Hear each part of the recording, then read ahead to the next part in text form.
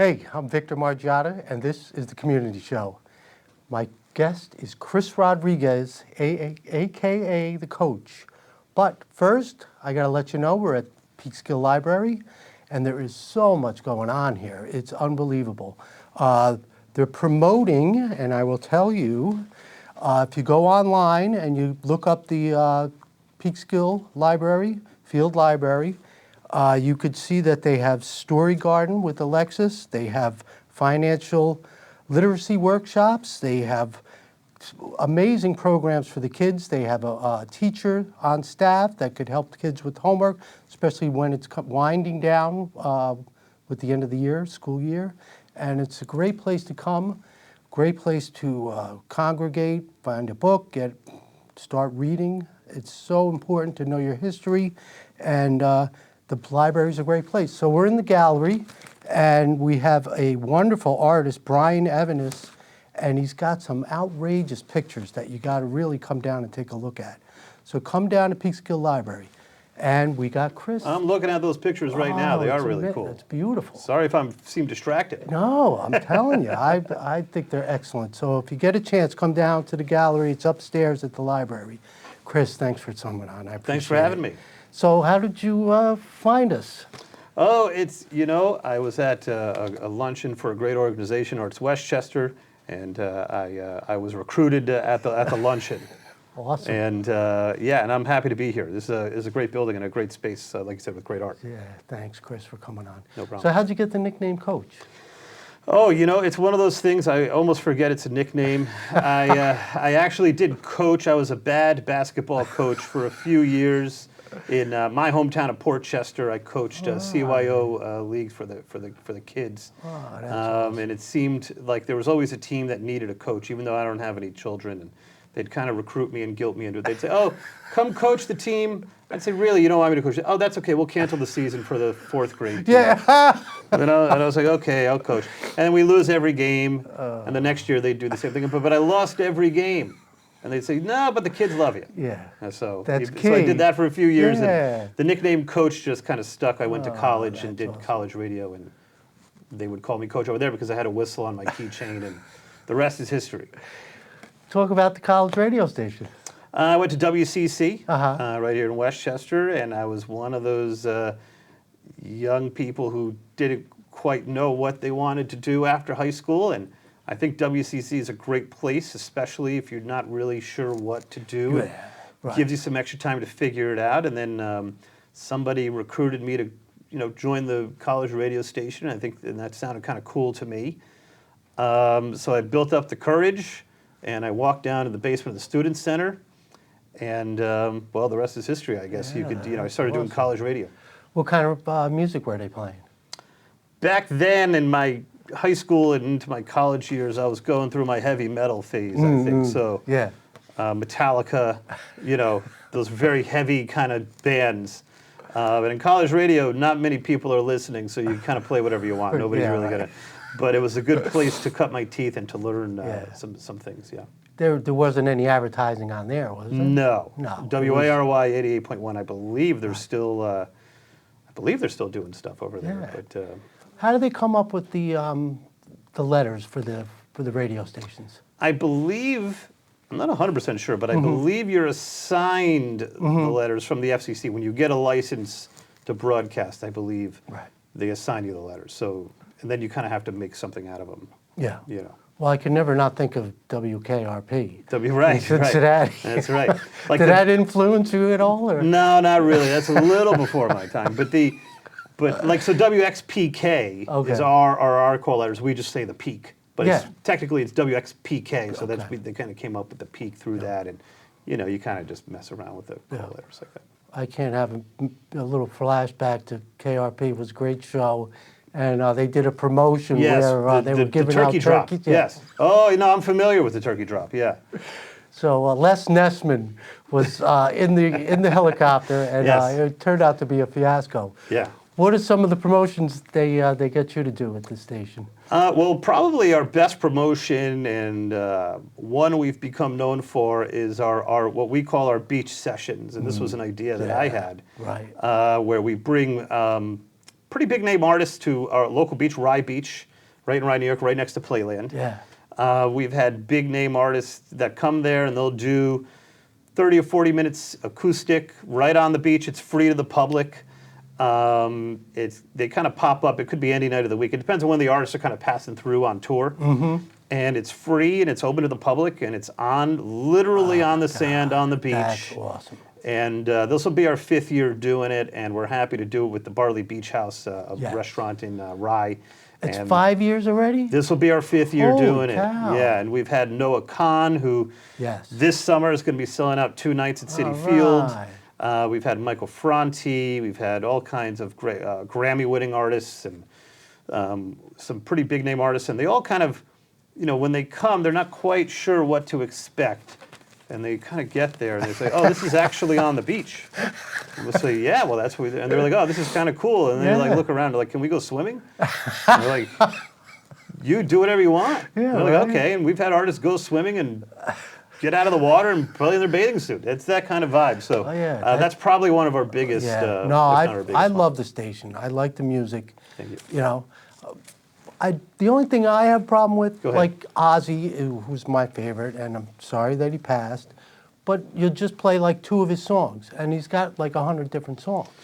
Yeah, well, sometimes it depends on the artist. We do go a little deeper, than most radio stations. We like to pull out some I think stuff. yeah, he's definitely do. Definitely with like Bruce and the Who and bands like that. We try. We Yeah. try. But you can't be scared to play the hits though, Vic. I know, that's right. And, Crazy Train is an unbelievable song. That's right. And you can't not, That's true. not want to listen to it, that's for sure. So I grew up with a couple older brothers, and the Kiss album was one that they used to play. Yeah. And, oh my God, it was unbelievable. Yeah. And that's one of the albums that got me into it. Are but you then, in the of Kiss course, Army, Vic? Is that what you are? I had a friend, John O'Connor, if you're watching, John, was a huge, ridiculous Kiss Yes. fan. And but I've seen him like 4 times, and it's amazing. Yeah. They are, and they've kept it going. Certainly pioneers, yeah. The funniest thing is the closing up tour, or what do they call it? The farewell tour. Yeah, that times 10 or whatever it is. And yeah. then they wind up doing one. Doing more, yeah. Two. They do 5 more, 6 more, yeah.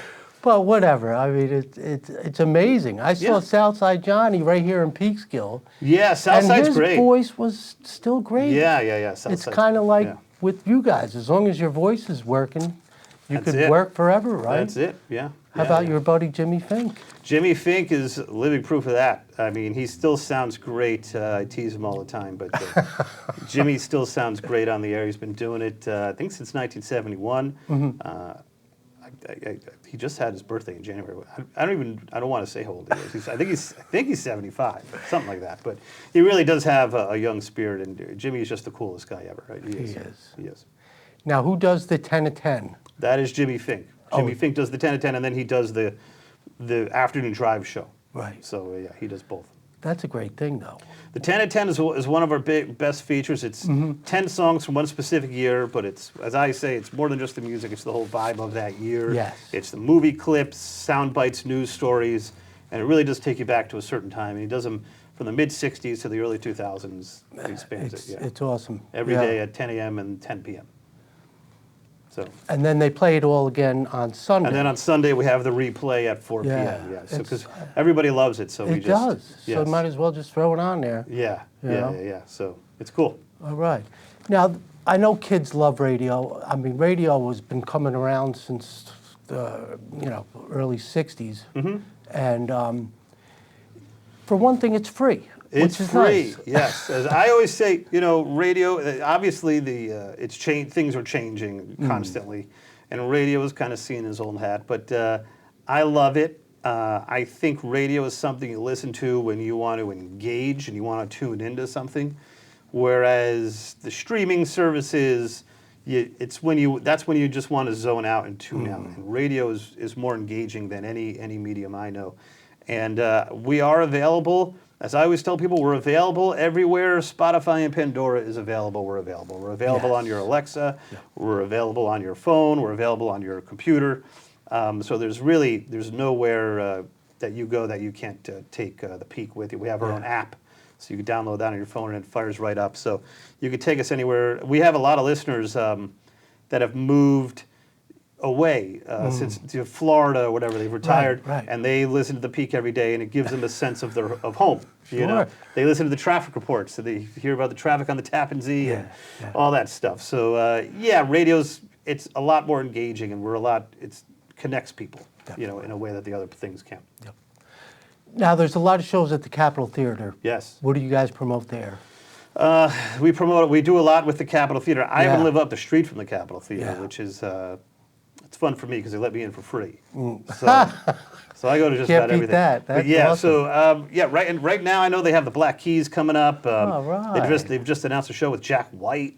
That's great. Yeah. And we're always partnering with them and doing all kinds of stuff with them. They're great. They're a great partner. Yeah. Now, I love the Paramount. I've gone to a lot of shows here. Yeah. Parking's a little tough. Yes. How were you able to find parking when you got here? Oh, here? You Yeah. know, it's funny you ask. I wasn't sure. There was a by the grace of God, there's a parking space right across the street. You only got to pay till 6, so Okay, I'm so you good. got good. Yeah, Awesome. I found parking. All right. I saw, what did I see? Sinbad did a show here. Yeah. And he says, yeah, I was looking for a spot. I couldn't find a spot, so I drove back home and then I walked here. So That's it. he That's was it. the Sometimes best. you got to do that. He was very funny, man.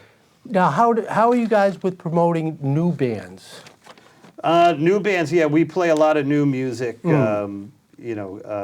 Up and coming bands we play, and some of these bands that get famous, you hear them first on the Peak. One of them Yeah. is Noah Kahn, who, like I said, is playing 2 shows at Citi Field this summer, and we're one of the first stations to play him, and bands like Mumford and Sons and the Killers. You know, these are bands that we get them first, and we play them first, and we're pretty cutting edge as far as that goes. Right. Yeah. It's, you always say, how did they get to that next level? How did they get found? You Yeah. know? You always say that American Idol was a great thing for people Yeah. to bridge that gap. Sure. You know, I know it's hard for people. How could an up and coming band, maybe promote themselves? It's tough. It's tough. I know that. I mean, it's hard to.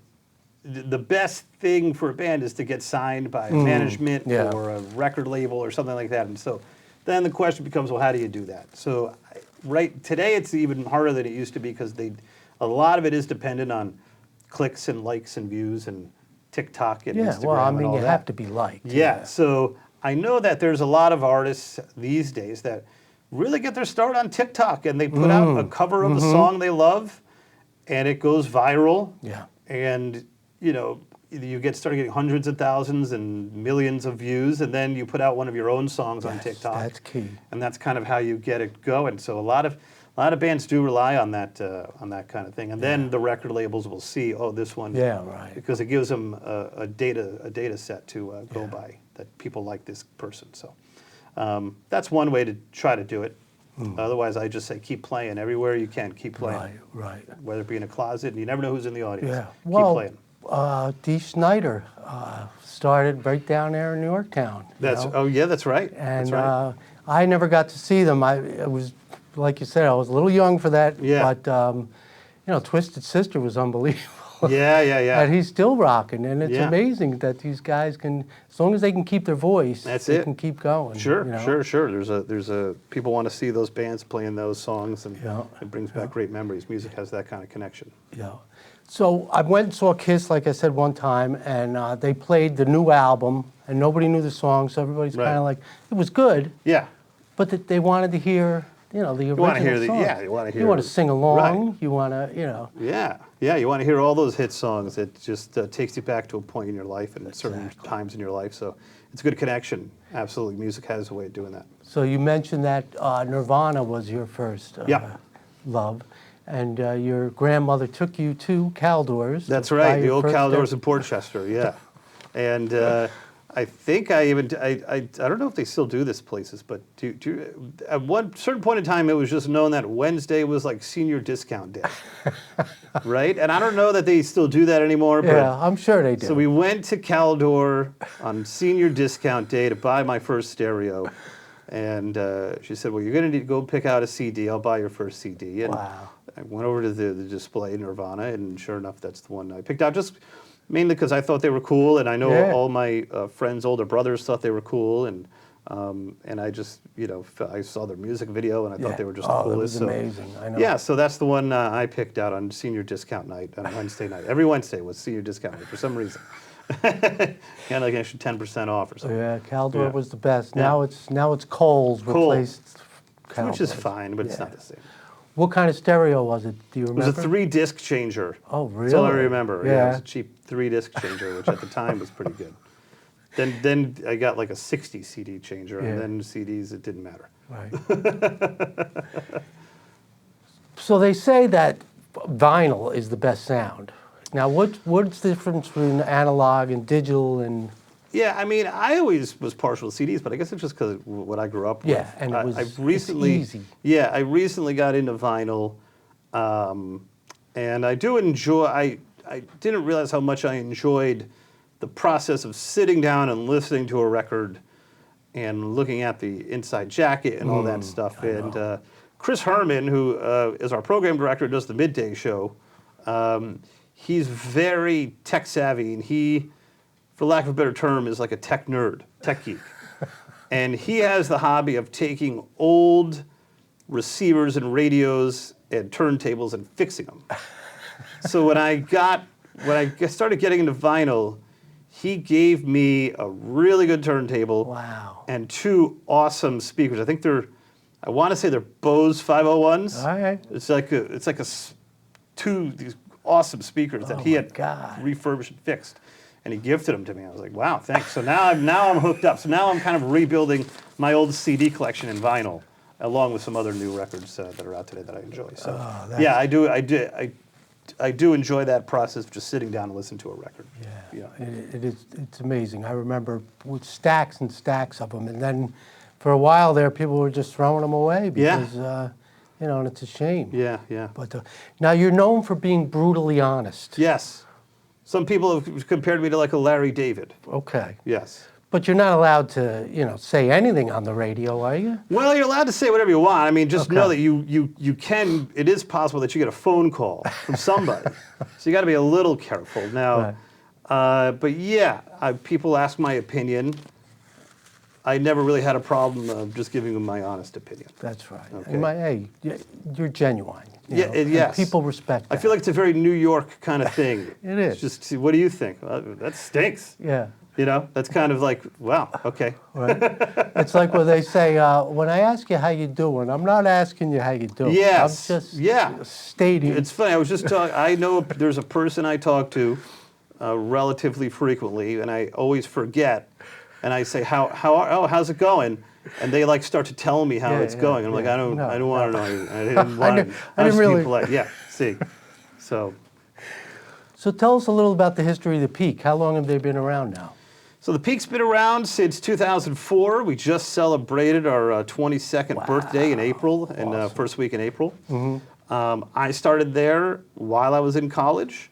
I was doing college radio, like we said, and the Peak opened up in North White Plains, and WCC is in Valhalla, so they were like 5 minutes away. So I started working there, and my story is a pretty interesting one because I started working there as an intern, and that's where I met Caroline Corley, who did the morning show before I was there. And when I got there, she wasn't doing the morning show just yet, but she was working on the weekends and as a DJ, and she had been a DJ in pretty major markets. So she started listening to my tapes from college and critiquing them, and really kind of made me think that, boy, this is possible to do to make a living from. And so each week I would do my college radio show, I'd give her the tapes, she'd critique them, and we started doing that for a couple of years, and eventually she said, you're getting pretty good. Why don't you give the tape to Chris Herman, our program director, and there's an opening slot on the weekends, and maybe you can. She took over the morning show, so there was an opening slot on the weekends, and she said, I think you're good enough, and sure enough, they gave me a shot on the weekends, and her advice to me, which I still hold to this day, and I would give it to anybody, was to make yourself as valuable as possible. Because there were times when I was younger, and my entire job for a while at the Peak was driving the van. We had just gotten a big, giant van with our logo on it, and they said, we need you to get in there and drive it. And I'd say, well, where? And they'd be like, it doesn't matter, just drive it around. And I'd be like, well, where do you want me to drive It's it? an They'd say, advertising. Westchester, just drive it around Westchester, and that's where we want you to drive it. Because just to see it, right? So I was getting a little frustrated, and Caroline said, listen, right now you're the van driver guy. That's what they need. They need a van driver guy, you're the van driver guy. When they need something else, you do that. And before you know it, she was right. Before you know it, they started to depend on me to do certain things. And once I got on the air, I became the fill-in guy. When people were on vacation, they were sick, I was always a yes guy. Awesome. They could come to me and I'd always say yes, I'd do it because I really wanted to do it.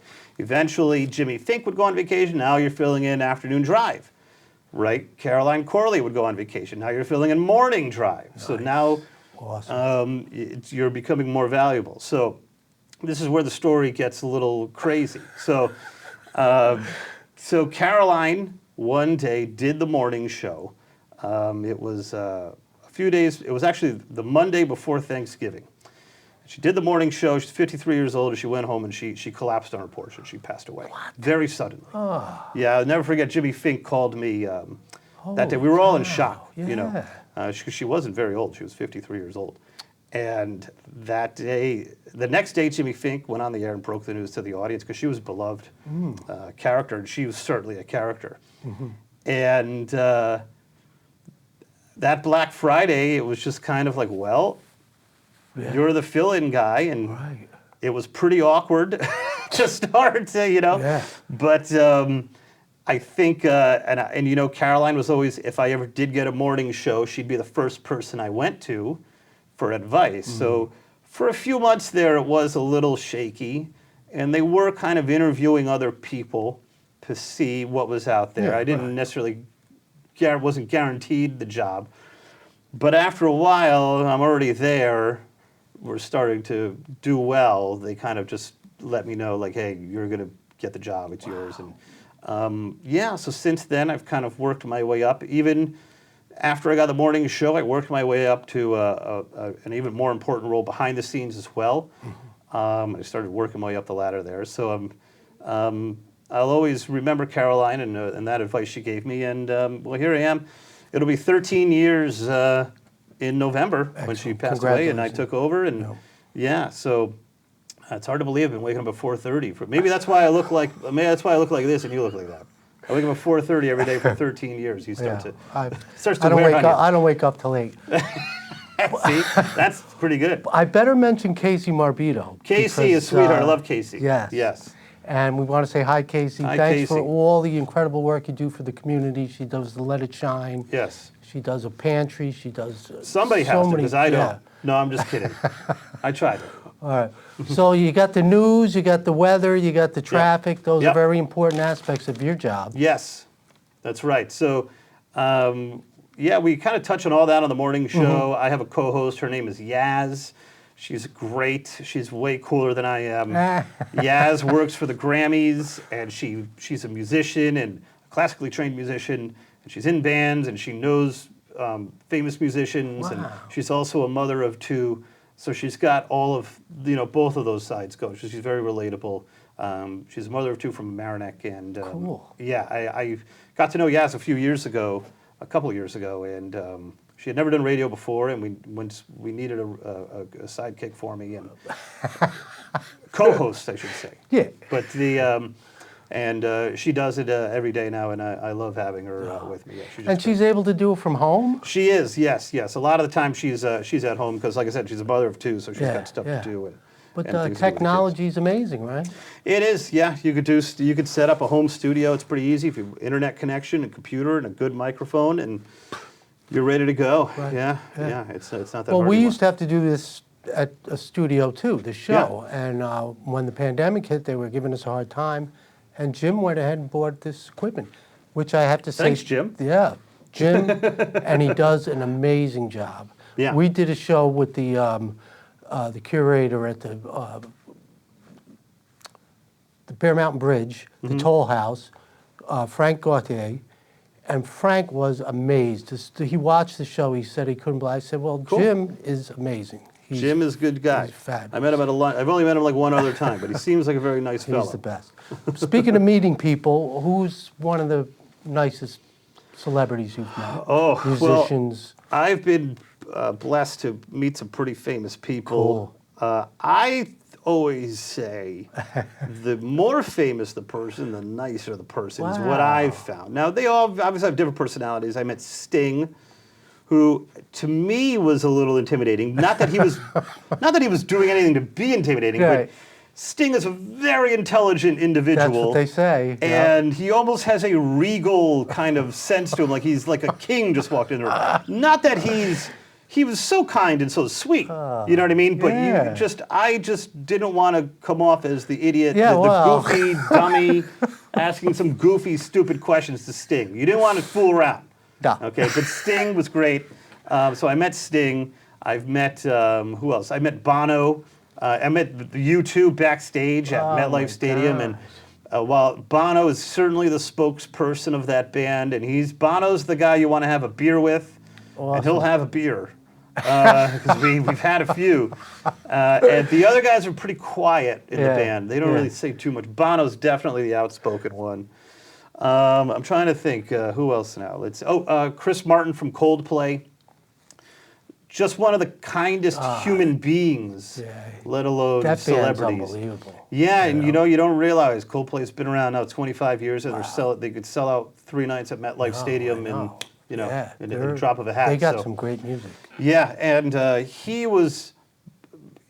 Chris Martin was more interested in me than I was in him. That's key. Yeah. That makes it. That makes it a real. He wanted to know what coach was. Why do they call you coach? And does your mom call you coach? He was asking me all these fun questions. So I've got who else? It's great to meet real people. Real people. I did meet Lou Piniella. Lou He Piniella. came to the restaurant. So did I. Did you? Yeah. So I shook his hand and I couldn't talk. I was like, oh, like you said, what are you, an idiot? I met Lou Piniella. I must have been about 5 years old, 6 years old at the Don Bosco Center. He was doing a signing. Wow. And I had no idea who he was. And my dad took me up there. And Lou Piniella signed a baseball and handed it to me. And I was so thrilled to have a ball. I was like, oh, Dad, a ball. Can we play with this? Do you know who that is? He's like, we're not playing with a ball. Just go away. Sorry, Lou. He doesn't, I think Lou Piniella was laughing. He was the best. We used to see him, but they all yelled, Lou, Lou, but it sounded like they were booing him. Yeah. But, I'm old school, Lou Piniella and Reggie Jackson and all those guys. Sure, yeah. Those were great teams. They were the best, And, have you been to a game yet? Not yet. I haven't been to a game this season, no. I am a big Yankee fan, though. Going back in the 90s, I really started watching the Yankees, believe it or not, when they started to get good, but they lost in that Seattle series. Yeah. But I was so riveted by that series. I was only maybe 12 or 13, and then David Cohn and Mariano Rivera and all those guys. Those were my favorite teams because that's what I watched when I was growing up. So. You believe a half hour went by already? Is it a half an hour? It's a half hour. Oh, wow. Well, you did an awesome job. Thank you so much. Well, thanks for having me. All right, Vic. We'll have to get you back on. Absolutely, anytime. All right, you got my number. Okay. All right. Thanks, Chris, for coming on. This is the Community Show. I'm Victor Margiotta. Don't complain about what's going on out there. Get involved, volunteer. The fire department's looking for people, the church. Come to the library, ask them if they need volunteers. Come to the library, take out a book, do some reading. Thanks for watching.